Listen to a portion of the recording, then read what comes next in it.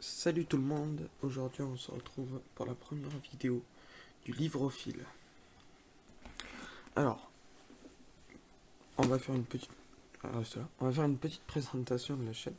Alors qu'est-ce que ça va être cette chaîne? Ça va être une présentation de livres que j'aime bien, en fait, tout simplement. Ou alors des thématiques autour de la littérature, des choses comme ça. Ça tombe bien parce que je suis en L. Pour ceux qui se demandent, je suis en première L actuellement. Et voilà. Donc, on commence tout de suite avec une petite sélection de bouquins de mon cru, évidemment. Donc, la première, alors il y en a on va dire une bonne quinzaine.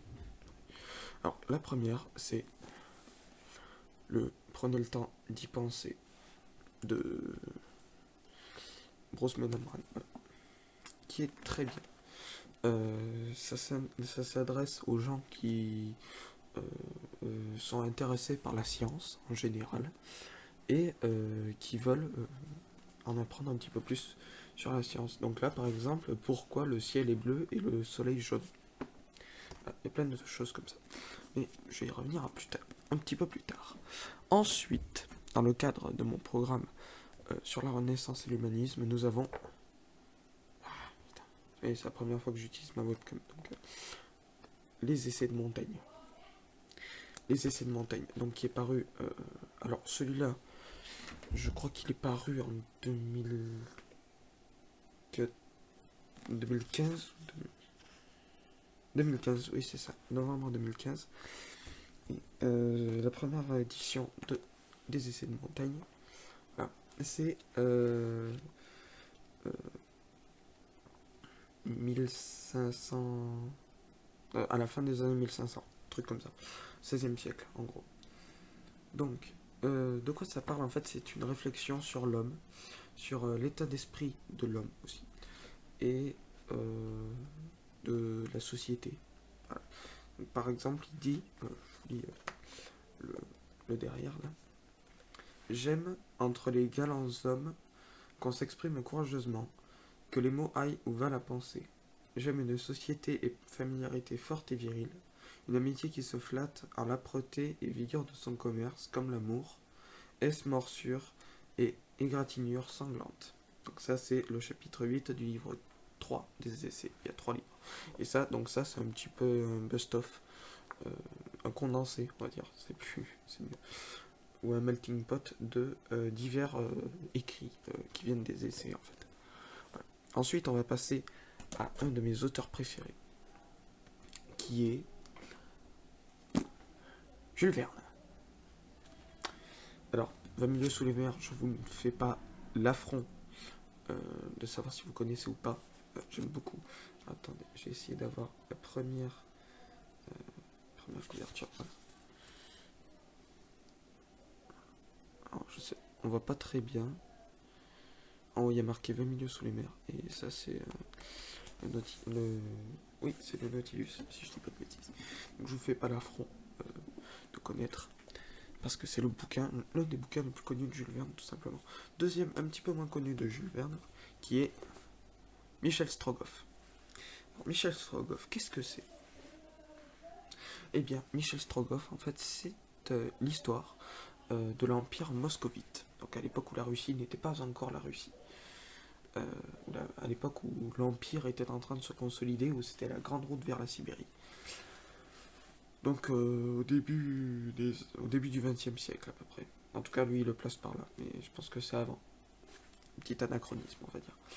En fait, l'histoire, c'est que les Tartares qui sont en Sibérie sont en train d'attaquer l'Empire et le tsar envoie, comment il s'appelle, Michel Strogoff comme messager parce que les liaisons ont été coupées. Du coup, on va suivre les péripéties de ce fameux Michel. Je ne l'ai pas encore lu et il me tarde. Mais pour l'instant, j'en lis d'autres. Donc, voilà. Alors, le dernier de ma collection de Jules Verne, c'est les 500 millions de la Bégoum. Et celui-là, je pense qu'on peut dire que c'est l'un de mes préférés. Parce que vous voyez, il est pas gros. Vraiment pas gros. Je crois qu'il fait 200 et quelques pages. Donc il est vraiment pas gros. C'est plus une grosse nouvelle ou un petit roman. Des deux. Donc l'histoire, qu'est-ce que c'est? Ça se passe après la guerre de 1870 que la France a perdue face à l'Allemagne. En fait, un Français reçoit un grand héritage d'une reine indienne. Et en fait, un Allemand conteste cet héritage, donc ils se partagent l'héritage et en fait ils vont essayer de construire la meilleure ville l'une à côté de l'autre et voilà. Et il y a des usines, des armements, tout ça. Alors ensuite on va passer à un autre livre de mon programme de première L qui est le portrait de Dorian Gray de Oscar Wilde. Alors qu'est-ce que c'est que ce livre? Alors c'est un livre gothique. Gothique c'est de l'horreur, de l'épouvante, mais ça se base un petit peu plus sur la peur et la psychologie, en quelque sorte. C'est un peu plus subtil, en fait, c'est de l'horreur subtile, on va dire. Donc l'histoire, en fait, c'est Dorian Gray, un jeune homme, qui a un tableau de lui chez lui, un autoportrait, en fait. Enfin, un portrait de lui qui a été fait par un peintre. Et en fait, lui ne il ne vieillit pas en fait, son corps ne change pas, il garde toujours sa beauté de jeune. Alors que, excusez-moi, alors que en fait tout ce qu'il ressent, c'est son tableau qu'il a. S'il se fait frapper qu'il a un bleu, mais lui il va pas l'avoir, ça va être son tableau, par exemple. Et j'ai trouvé ça vachement intéressant comme histoire. Voilà. Donc ensuite, parce que je suis allé en Alsace, mais de mon côté, et donc pour me mettre dans l'ambiance, j'ai acheté pas mal de bouquins. Donc nous avons Blague de Poilu. Ouais. Bon, que vous voyez un peu le chef-d'œuvre. Donc voilà, c'est des blagues qu'il y avait dans les journaux des Poilus en fait. Voilà, tout simplement. Donc il y en a des pas mal, mais c'est l'humour de l'époque. Donc soit on aime, soit on n'aime pas. Ensuite nous avons le journal du commandant Rénal, qui était le commandant du fort de Vaux. Et donc on apprend un peu comment il est arrivé là, comment il a vécu dans ce fort en fait. Et c'est très intéressant. C'est très très intéressant. Ensuite nous avons L'argot illustré du Poilu. Celui-là, il est vraiment bien. C'est un livre en fait, comme vous pouvez voir, avec pas mal d'images. En fait, ça raconte, c'est un peu un index ou un glossaire euh, de l'argot des poilus, tout simplement. En fait, on explique comment ils parlaient à l'époque. Voilà. Et enfin, le dernier, c'est ça se dégage. Le tome 2 d'Y penser que je n'ai pas encore lu. J'ai lu le premier, et il me tarde de lire le deuxième. Il a l'air vachement bien. Il a l'air pas mal.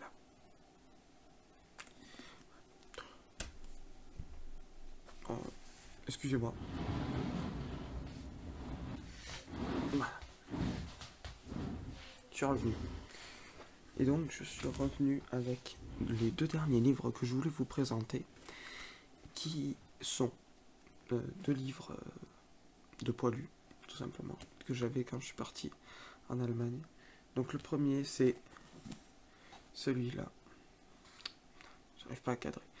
Récit de guerre plus récit de captivité de Romain Darchy, qui est vraiment très bien. Je vous le conseille. Vraiment, si vous pouvez l'avoir, achetez-le. Il est vraiment pas cher en plus. Moi, il m'a coûté 15 euros. Voilà. Et je l'ai acheté à l'ossuaire de Douaumont, si ça vous intéresse. Et enfin, le meilleur pour la fin, si on peut dire. Le plus connu, écrit sur la Première Guerre mondiale en France. Ceux de 14 de Maurice Genevoix. Tout simplement, j'ai rien à dire. Si vous connaissez pas, je vous le conseille aussi très bien. C'était un étudiant à... J'ai la photo là de lui d'ailleurs. Je disais, donc, parce que handicap, tout ça, vous comprenez. Donc, je disais, voilà, c'est lui. Attendez 2 secondes. Voilà. C'est lui ça. Quand il avait en 1915. Donc quand il avait 25 ans. peu près, ou 24. Et donc, c'est tout simplement le récit le plus connu de la Première Guerre mondiale. Il y a 5 livres dans ce livre, en fait, parce qu'il en avait fait beaucoup, et il les avait rassemblés sous cette bannière, quoi. Et il est très bien, je vous le conseille vraiment. Voilà. Donc, petite conclusion, nous avons vu divers livres, on va pas se mentir, on en a vu pas mal quand même. Donc, je vais les lire, je vais vous les présenter un par un. Dites-moi lequel vous voulez que je présente en premier. J'en ai plein d'autres. Je vous montrerai ma bibliothèque, j'en ai plein. J'ai le donjon de Nalbuck, l'épée d'Attila, la formule de Dieu, Da Vinci Code aussi qui est magnifique. J'ai aussi des sciences à venir, des BD, des romans policiers. Voilà, dites-moi si ça vous intéresse. Donc, je ne sais pas du tout lequel commencer en fait. Déjà, il faut que je finisse Romain d'Archie, Récit de guerre, parce que j'en suis vraiment pas beaucoup. En plus, j'ai remarqué pas de con, c'est un sopalin. Bon, écoutez, j'ai tellement de livres en cours que j'ai dû faire ça vite. Et il y en a un, je pense que celui que je vais me lire, c'est celui-là. Les essais de Montaigne. Pourquoi? Parce que déjà, je l'ai au programme cette année. J'ai quelques textes de ce livre au programme cette année. Et aussi parce que quand je l'ai lu, pour la première fois, quand j'ai lu le premier texte en classe, en fait, il m'avait interpellé. Je trouvais ça vachement bien, en fait. Parce que il avait un recul. Pourtant, il parle de lui, mais il avait un recul qui était incroyable. Alors évidemment, il y a des textes très très connus. Il y a le fameux Décoche, des cannibales aussi. Alors, je sais plus où c'est, mais je le retrouverai. Voilà. Donc c'est très intéressant. Je pense que je vais me lire celui-là. Après, évidemment, je sais que si je le fais pas, on va me foutre un pain. Je rigole. Mais celui-là, je vous le conseille vraiment. C'est un très bon roman d'aventure. Michel Strogoff. En plus, l'image, elle claque. En vrai, l'image, elle claque. Elle claque. Donc, je vous le remonte vite fait. Donc, le portrait de Dorian Gray, Michel Strogoff, ah, très bon. Les essais de Montaigne, très bien aussi. Blague de Poilu, pas mal. Ensuite, tome 2 d'y penser, très bien. Parce que je suis mis sur mes genoux, donc j'ai pas la place sur mon bureau. Argot illustré du Poilu, si vous pouvez l'avoir, c'est très intéressant aussi. Le drame du fort de Vaux, assez poignant, assez intime, quelque part, qui est très bien fait. En plus, il y a des précisions historiques. Et moi, j'adore les précisions historiques. Voilà. Ceux de 14, un classique pour ceux qui s'intéressent à la Première Guerre mondiale, tout simplement. Récit de guerre de Romain d'Archie, qui est tout simplement incontournable à mes yeux. Les 500 millions de la Bégoune, petit livre très très sympa. Franchement, si vous pouvez le prendre, il est même pas à 5 euros. Franchement, si vous pouvez le prendre, c'est très intéressant. Alors, je vous conseille un truc, c'est d'aller sur Amazon Kindle en fait. Vous pouvez l'avoir sur le téléphone, sur Windows, en tablette aussi. Donc, je vais vous montrer la bibliothèque. Je sais pas si je l'ai. Si. Sur Amazon Kindle. Je vais vous montrer un peu la bibliothèque.